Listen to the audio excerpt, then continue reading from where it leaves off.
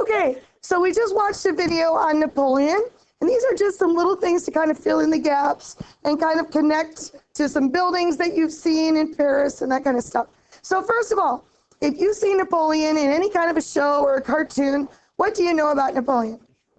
He's short. That's probably the most famous thing, right? They portray him like he's 3 foot tall. He's always yelling. He's a dictator, right? He's always got that big admiral's hat on, right? And he did wear a hat like that. So he's kind of famous for that.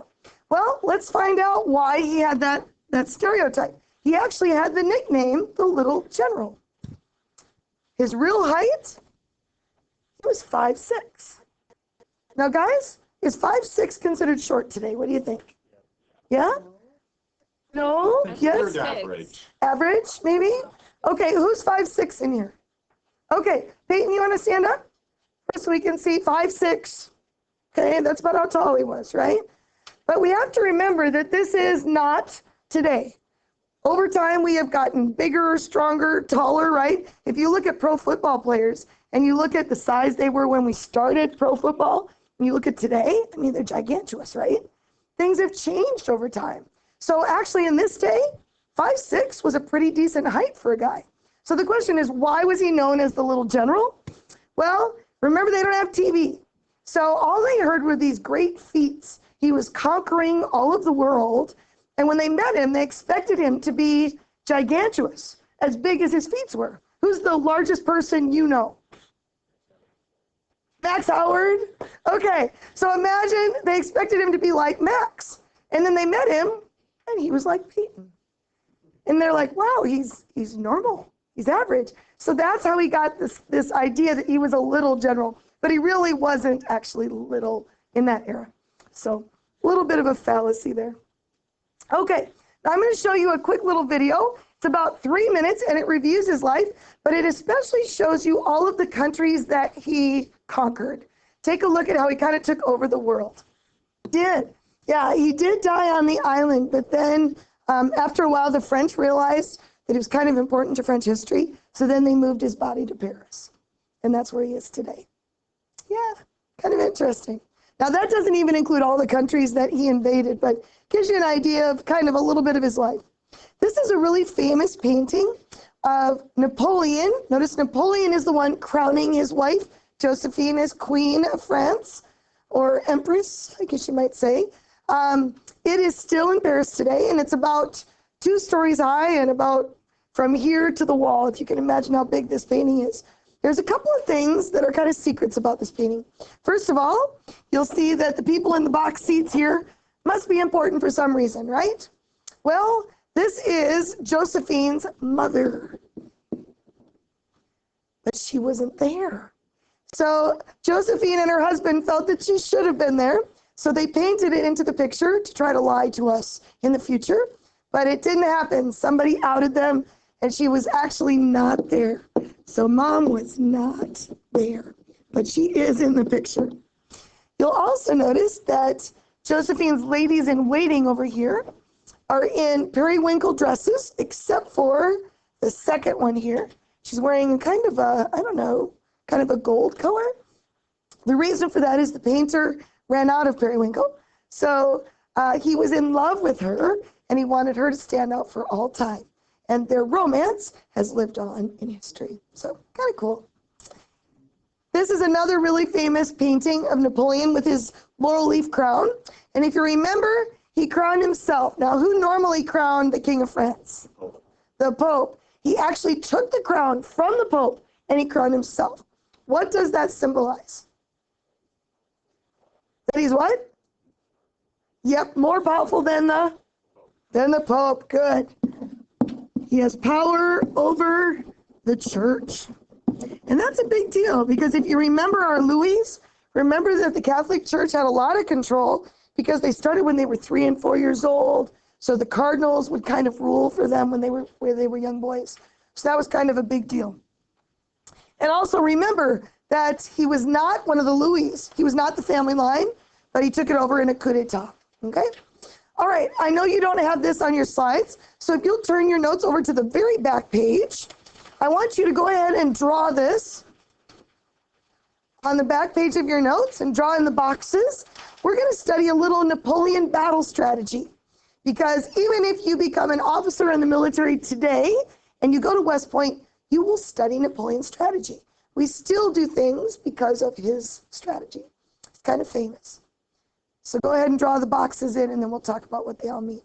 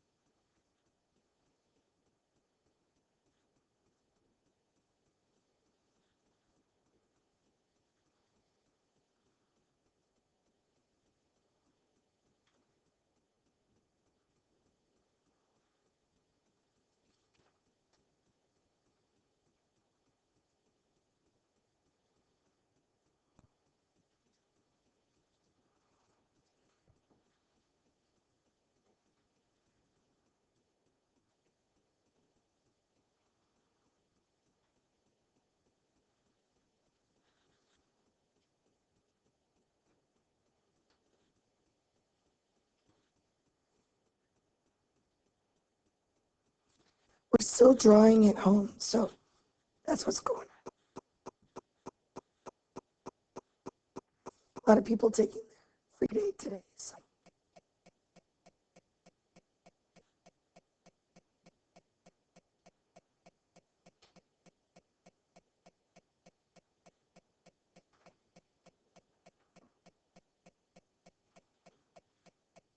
Okay, let's get started, and you can always add more as we go here. So first of all, this is the same kind of strategy that we used like the American Revolution. And if you remember, they fought in a line, shoulder to shoulder, right? So like the enemy line would be fighting, whoops, that's red, you can't see that. They would be fighting in a line, shoulder to shoulder, and they were 2 people deep. So it'd be like taking the first row and the second row here. That's how deep it was, okay? Well, the yellow here are infantry. So same thing. They're in a line, and they are 2 people deep. So let's start by talking about why they fought that way in the first place. So if I could have you 4, please come on up to the front. And stand shoulder to shoulder facing that way, okay?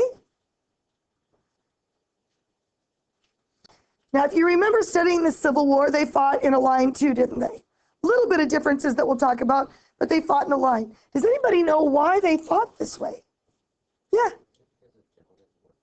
Yes, it was the gentleman's way to fight. That's number 1, absolutely. You were expected to march into bullets and fight like a gentleman and not duck. I mean, imagine somebody shooting bullets at you. Isn't it our natural instinct to duck? Imagine not being allowed to do that. That's craziness, right? So it was the gentleman's way to fight. Good. There's another reason. Anybody know what it is? Has to do with their weapons. No? You are right. Absolutely, Noah. Their guns were very inaccurate, and here's why. The bullets were not like this. They weren't like this, like we do today. They were round. Yeah, they were balls, like little lead balls. And what would happen is it would go down the barrel of your gun. There was no rifling, so it would go ping, ping, ping, ping, ping down your barrel, and it would be inaccurate. So the idea, if you've ever heard of you can't hit the side of a barn, pretty much true in this case. If she were trying to hit Alan back there, she'd be lucky if she hit the back bookcase. But now if all 4 of them shoot at Alan, the hope is that they'll actually hit you. It's about teamwork trying to hit your opponent. But remember, they have the same problem. You guys have bad weapons too, so you're also fighting in a line, and you're shooting at them too. Now remember that often they would have the front line kneel down, so they would have 2 levels, and while one line was shooting, the other was reloading, because it took almost, a minute, maybe over a minute to reload that gun. It was really slow. So it was also because the guns were inaccurate. Now, if, let's say that he gets hit, Ron goes down, what did the line do? Thank you, Ron. What do these guys do? You fill in the gap, right? No gap, because what is the goal of what are you trying to do to the enemy to win the war? You want to do what? Yes, this is true, but there's something more. What's the goal? We want to break through the line. We want to break through the line. It's kind of like that kids game, Red Rover, send Samantha right over. And you would run and try to break through the line. That's basically what you're doing, only with guns. Same kind of idea, okay? So the goal is to break through that line. All right, thank you very much, my volunteers. You can head back to your seats. Okay, so our goal is to break through that line, either that or flank them, but ultimately you do that so that you can surround the enemy and either kill them or they'll surrender. One or the other. That's the goal in line fighting. Okay, now besides our infantry, so here's your answers we just talked about. Okay, why fight in a line? It's the gentleman's way, and obviously to be able to hit something because if the guns are inaccurate. Now if you look at the green boxes here, these are our light artillery. What is artillery? Cannons, yeah. So I use it for one and then I just abbreviate on the others here. Light artillery. These are cannons that are movable by a few guys together as a team. They don't have as large a range. These are the kind of cannons that would use grape shot, for example, that we talked about in class the other day. Okay, so they might have a range from here to the back wall, maybe a little further, but again, it spreads, right? Okay. On the outside, these white boxes are our light cavalry. These are our guys on horseback. Light cav. And we'll talk about the cavalry in just a moment. Okay. Back here, the purple boxes are our heavy artillery.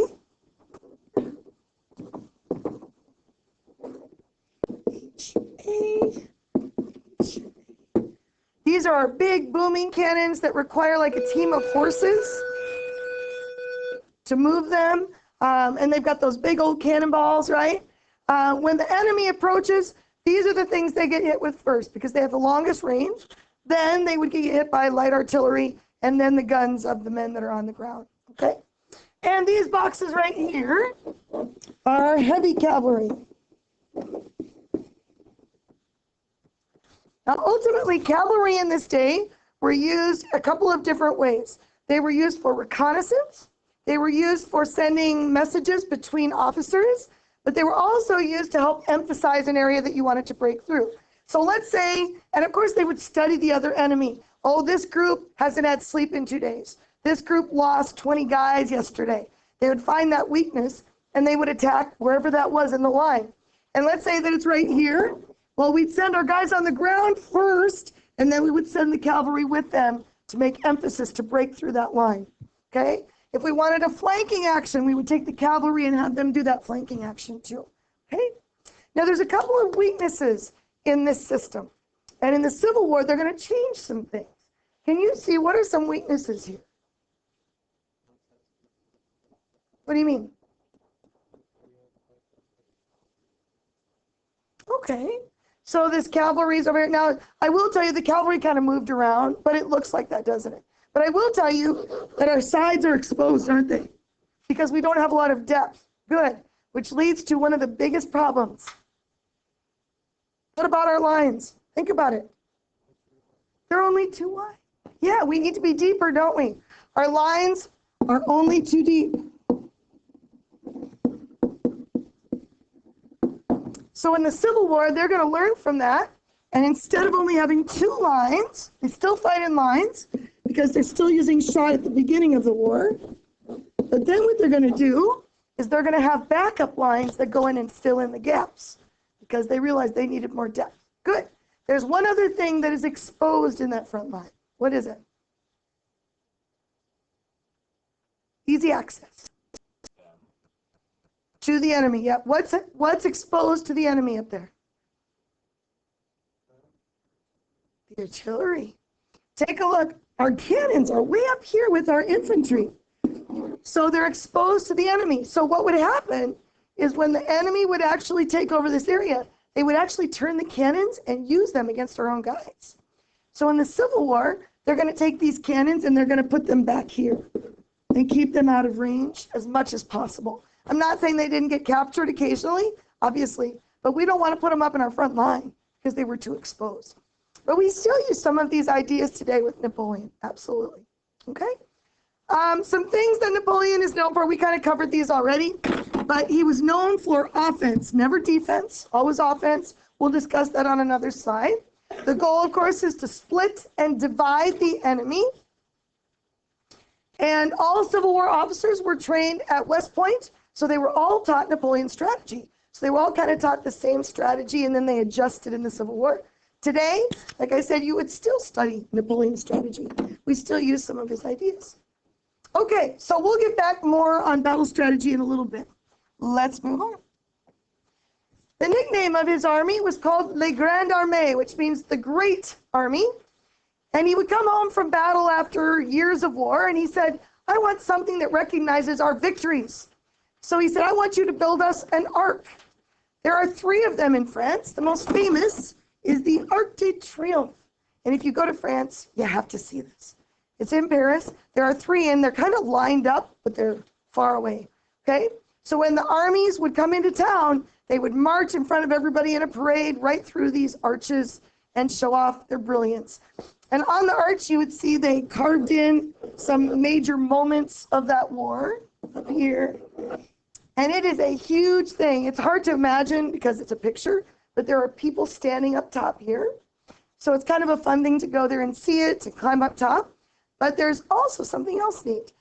Today, if you go down underneath the arch down here, you will find the Tomb of the Unknown Soldier. Now, in this case, this is only for World War I. You'll see the years are from World War I. But this represents any people that are missing or body parts that were unidentifiable, and they kind of recognize all those people.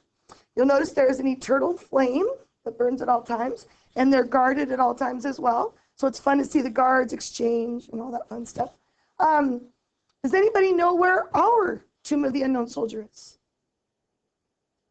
Anybody know? Sam? Yes, at DC. And what cemetery? Arlington Cemetery. Yeah. It's a really cool thing to see if you get to in your lifetime. It's really cool. Okay. Now, if you look at the location of this ark, you'll see that it is right smack dab in the middle of the city, isn't it? And in that day, it was right in the center. You'll notice that around it, there is a roundabout. Looks kind of like a bullseye. You may be seeing those on movies, right? And then there are, oh my goodness, I don't know, what, 8 different roads going out, something like that. It is a major hub. And especially during tourist season, it is a scary place to drive.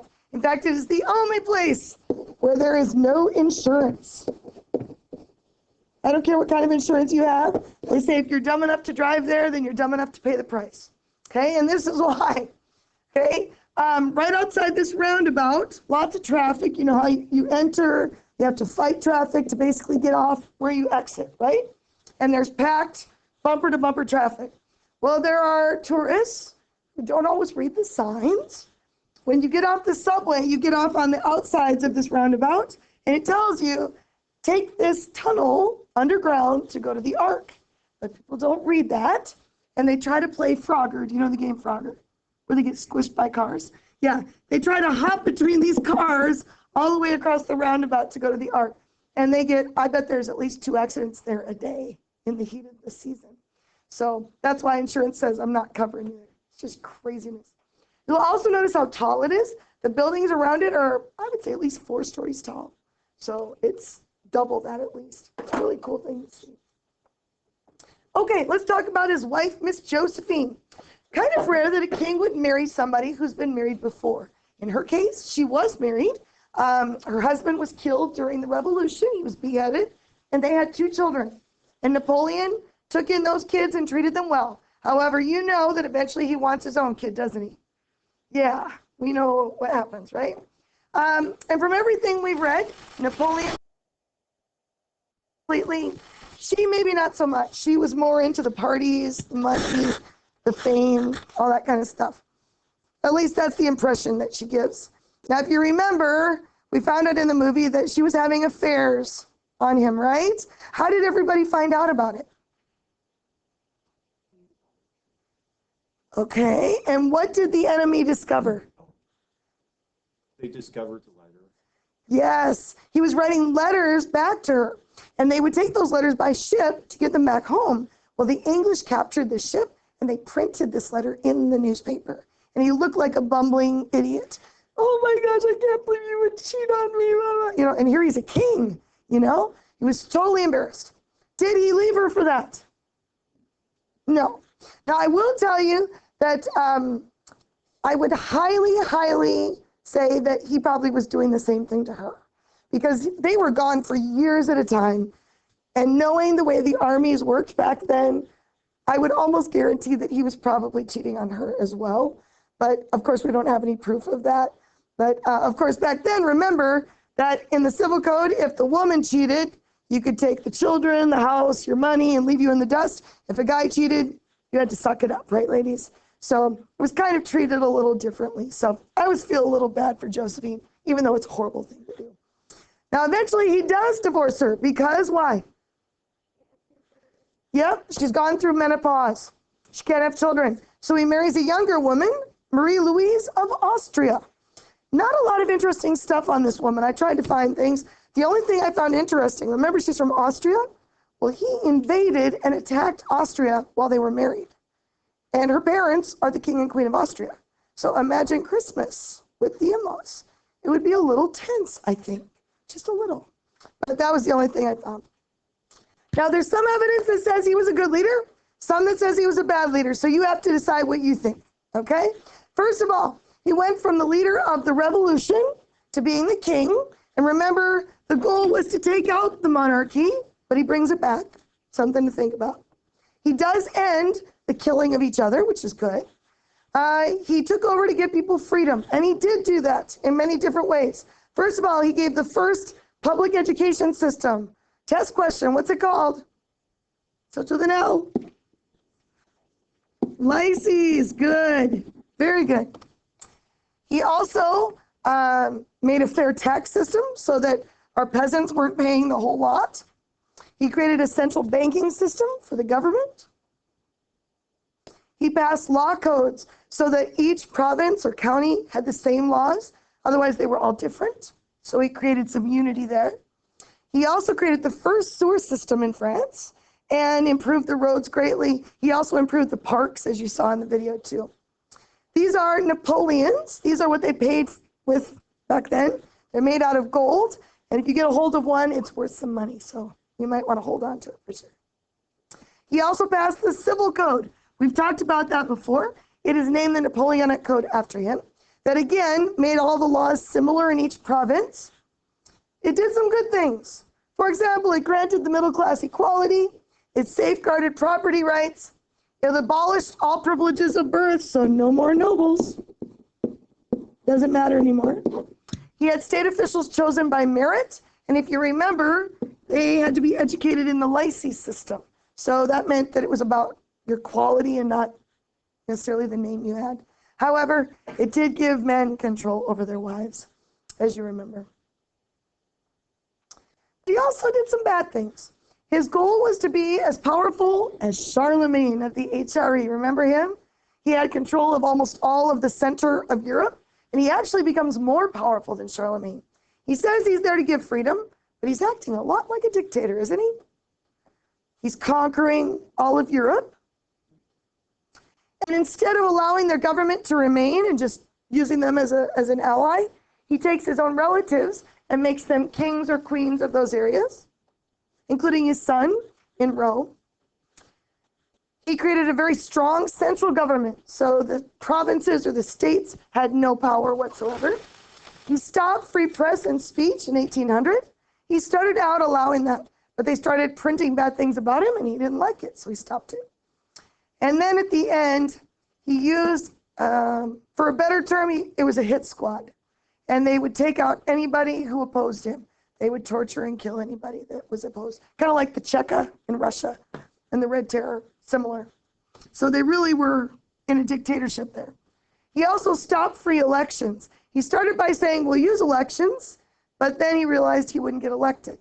So he crowned himself emperor for life, and he stopped elections at that point. But just something to think about. Think about how France was during the Revolution. Remember we did that simulation? Did he need to be that strong to keep control? Did he go too far? Just something to kind of think about in your head, okay? All right. One of his quotes was this. He said, "He who fears being conquered is sure of defeat." Now remember I told you that he was all about offense, right? Does anybody in here play football? Any football players? Yeah? Okay. You guys, all right. So Noah, tell me, you got a game Friday night. You know you're going against like the #1 guy in the state across from you, and he's really tough, and you're afraid you're going to get hurt. If you go into the game afraid you're going to get hurt, what usually happens? Why is that? What changes? You're what?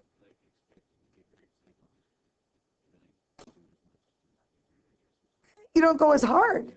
Yeah. Well, when you think about it, if you're being offensive, you go equal forces and you hit equally, right? But if we're afraid of getting hurt, we hold back, which means now they're going to plow you over. And a lot of times people get hurt. He said it's the same thing in battle. If you just kind of play defense, you're going to get run over. So you have to always attack. You never play defense. And he used that in military. He also used some things that people thought were ungentlemanly. Remember, this was a gentleman's war. And there was an expectation. First of all, they didn't fight at night because they didn't have night capability.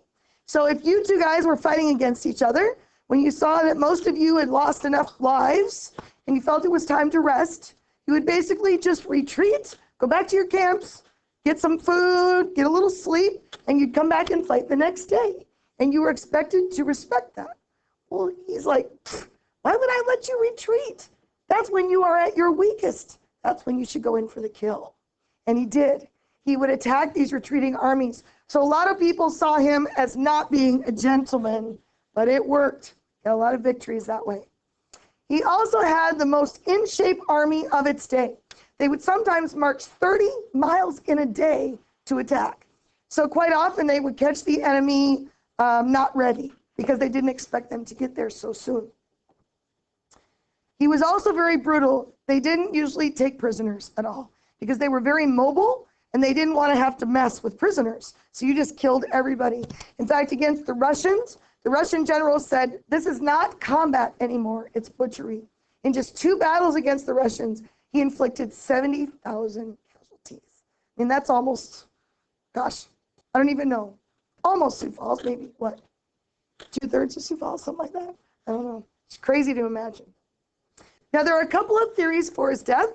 All we knew were the symptoms. The symptoms were that he had terrible cramping in his stomach and he was throwing up. So we believe either, #1, he was poisoned, or #2, he had stomach cancer. Could be either. Well, years ago, they decided to do a test. So they pulled a little piece of his hair off of his body and they tested it, and it was filled with arsenic. So what does that prove?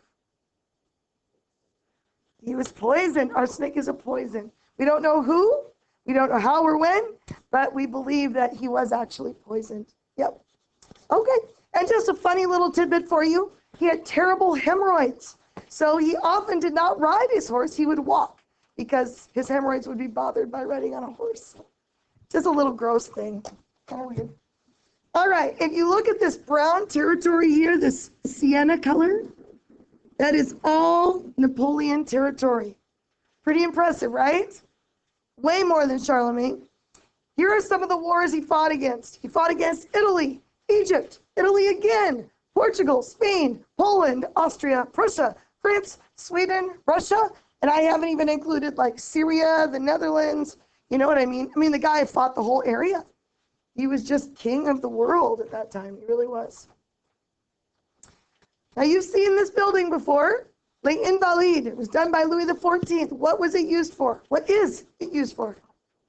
Good job. It's a VA hospital for soldiers. But I'm showing it to you today because of this part right here.